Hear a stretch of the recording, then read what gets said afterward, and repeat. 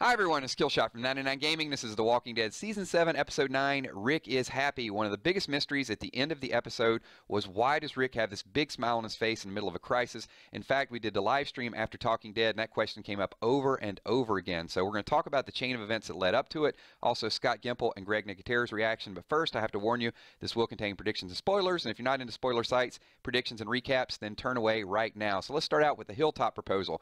So at the start of the episode, Rick and group went up to try to convince Gregory to join the group. Turned out to be a big waste of time. Every example that the group gave, Gregory had a retort, even a little bit condescending, called Maggie, Margaret, Rick, Ricky. Ultimately, he told them to pack up their stuff and head out the back door. They were rejected. I know Daryl is not used to being rejected. However, there was a silver lining to the cloud. A little bit later, when they're walking out the door, Enid popped in. This was the topic of a lot of conversation. What was Enid going to talk to him about? Well, Enid has actually been working behind the scenes to convince the people of Hilltop to join in the group. So when they walk out the front door, they've assembled several people. Many of those people said, "We owe our lives to you." So they're starting to form a small army. So first was rejection, but then there's just a little bit of hope.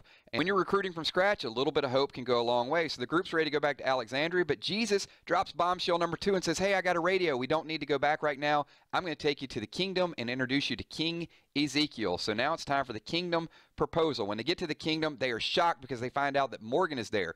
Possibly use Morgan as an ally to help convince Ezekiel to go to war with them. They go into the auditorium, and now it's time to present all the arguments out on the table. It looks like everything is going good. They talk about having a common enemy, that they need to rise up and fight against the saviors. Rick gives them the rock and the road story, but Morgan is not a resource at all. Morgan actually probably helped to sway Ezekiel. The next morning they wake up, and Ezekiel tells them, rejected. So as the rejection sinks in, there is a little bit of hope once again. They're starting to leave to go toward the gate, and they find out that Richard has an agenda, and Richard does want to help them. So they're recruiting little by little. We have a small group at Hilltop that are going to join. Richard is interested. Daryl staying behind. Perhaps Richard and Daryl can partner up, convince Ezekiel to change his mind. So all is not lost, even though they were rejected. So the ride home seems simple enough. There's a roadblock, but then they find out that Negan on the radio is sending a group out to Alexandria. So it gets heated. They have to hurry up. Suspense sets in. It's been a bad day already, and now it just got a little bit worse. However, there is more light at the end of the tunnel, because as they start to move the cars, they find out there are some explosive devices and also RPGs. So now they finally have some weapons. They got a few people recruited.